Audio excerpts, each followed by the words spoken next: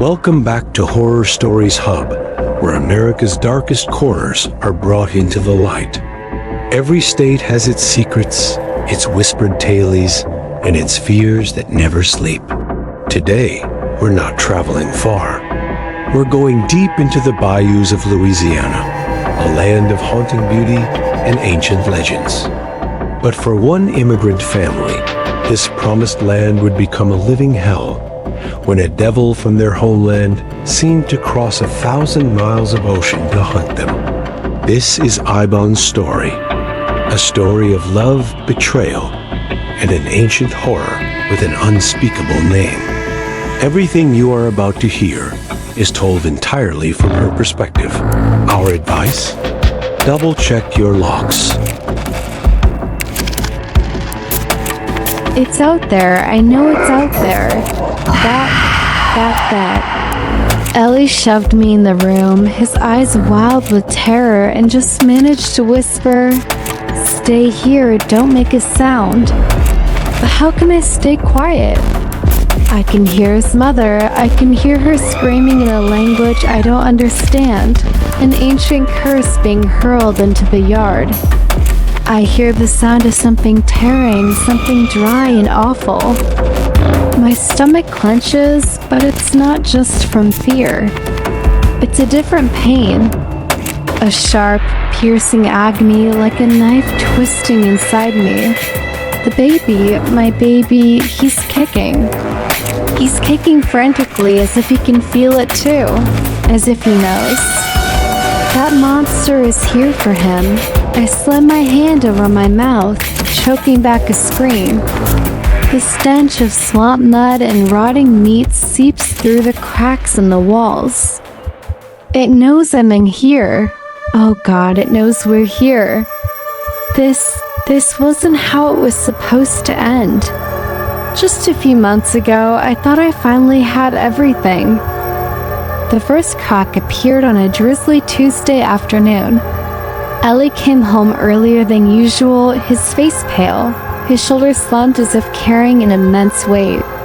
He collapsed onto the sofa and just sat there in silence.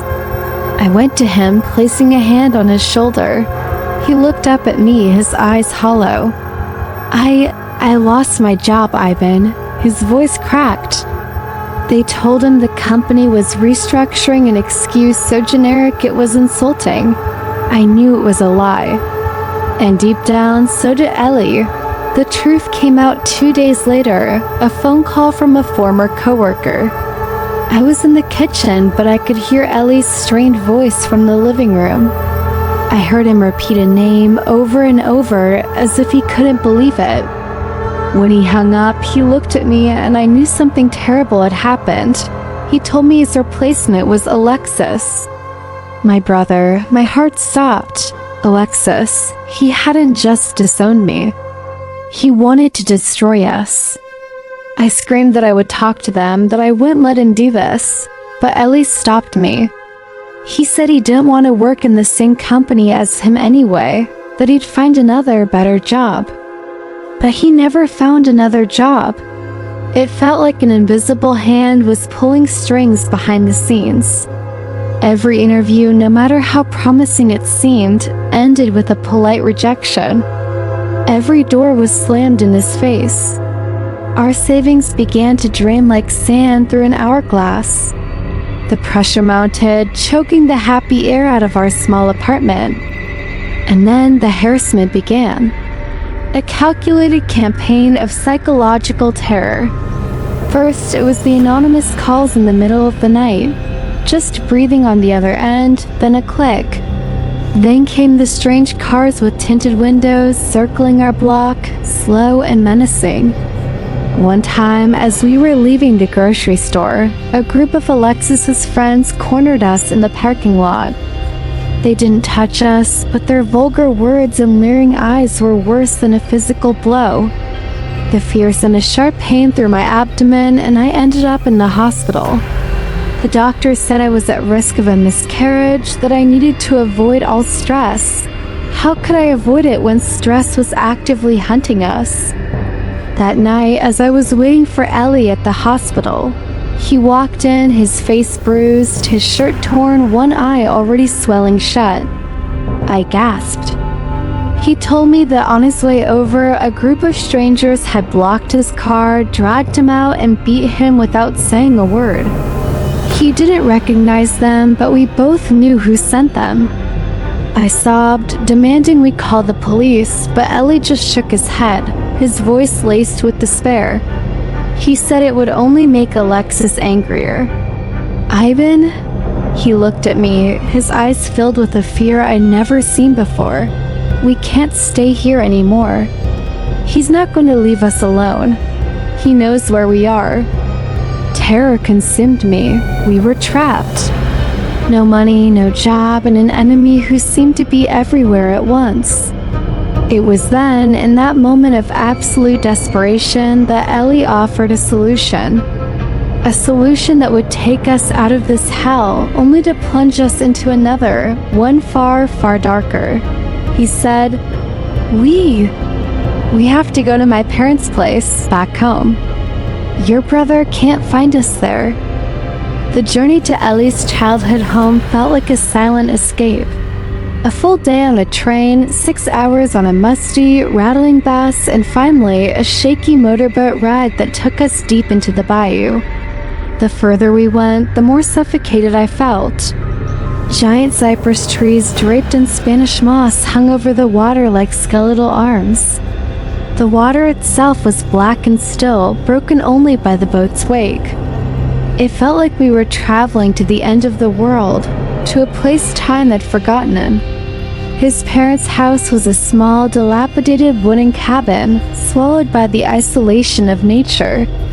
Pancho and Rosalia, Ellie's parents, greeted us with an awkward silence. Their eyes scanned over me, devoid of warmth, then lingered on my growing belly.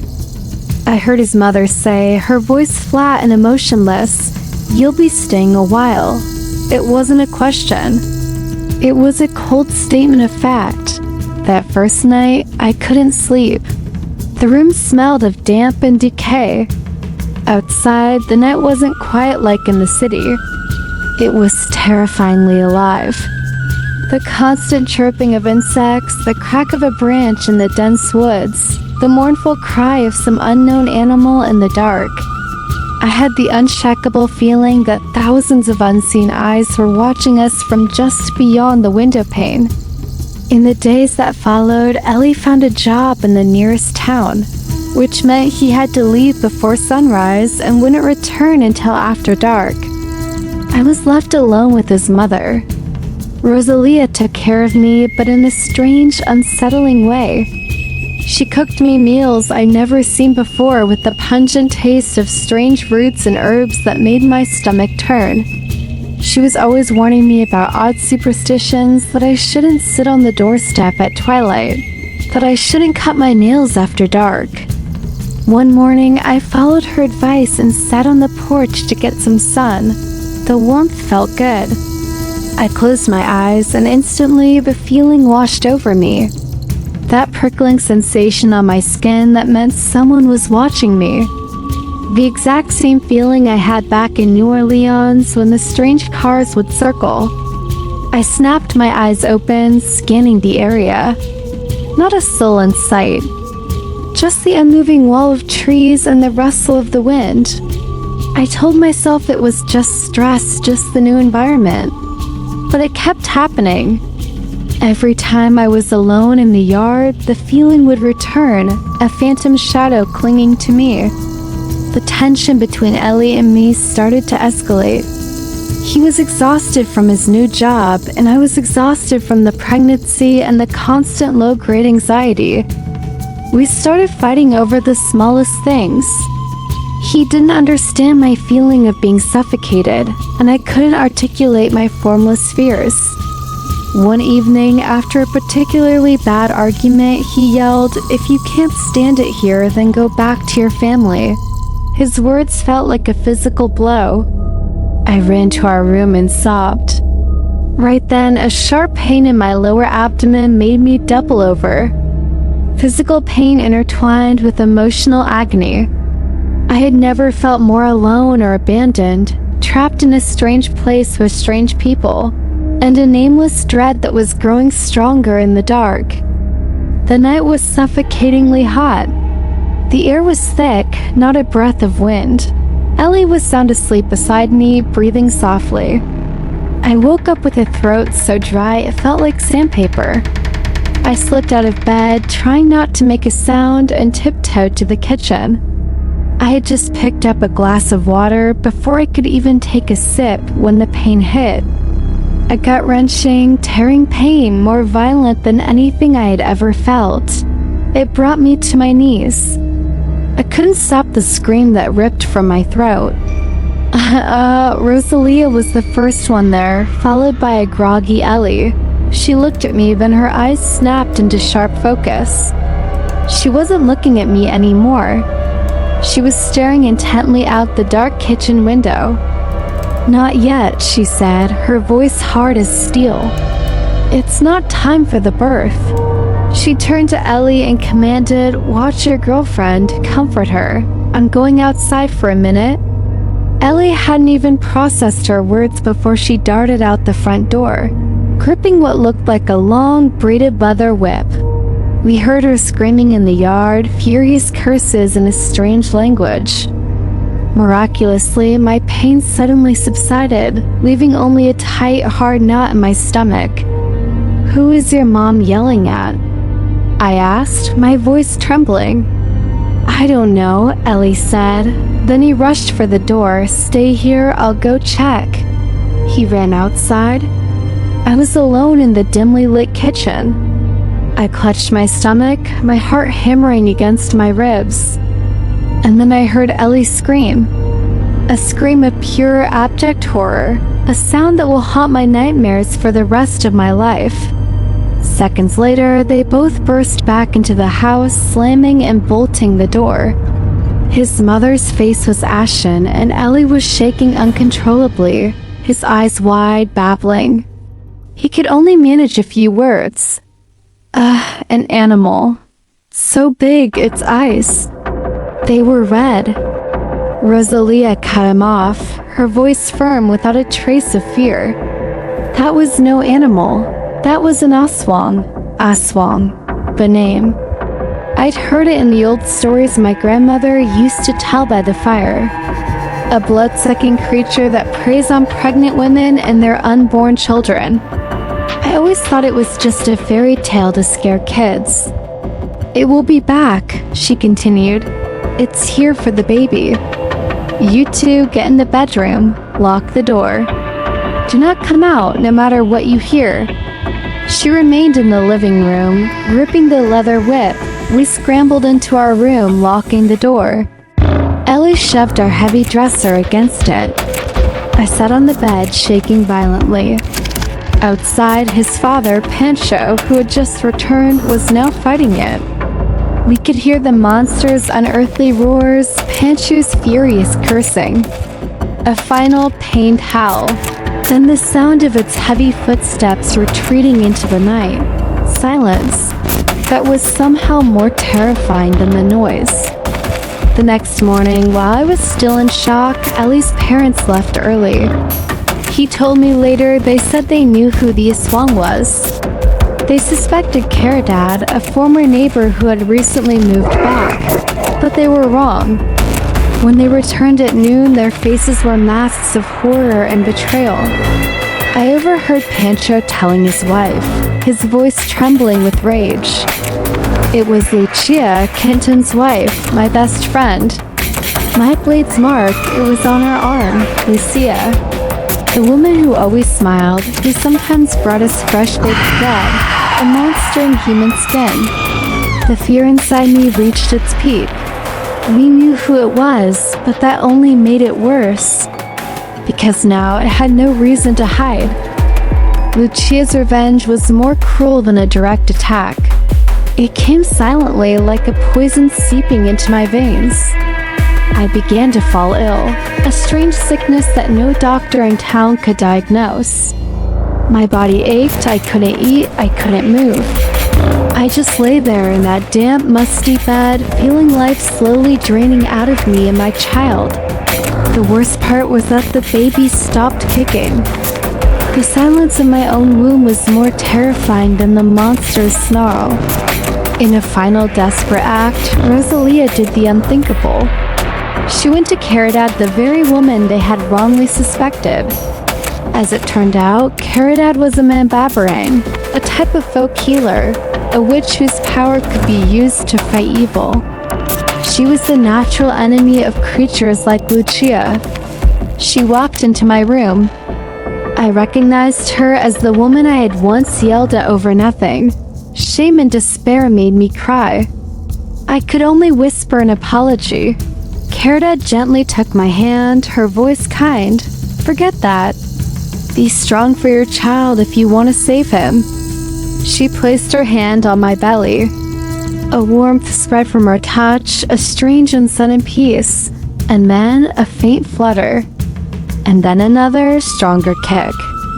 Tears streamed down my face again, but this time they were tears of joy and relief.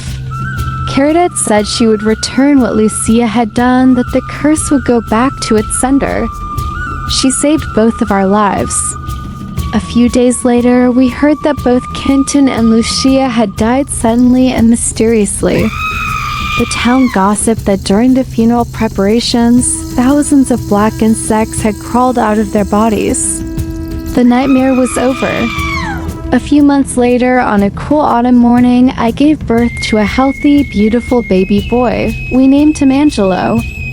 My angel, the proof that life had won. My wedding to Ellie was a simple affair at the small church in town. Our lives slowly returned to normal, but they were never the same. The haunting remains in my dreams and the strange noises of the night. We had survived, but we were forever changed.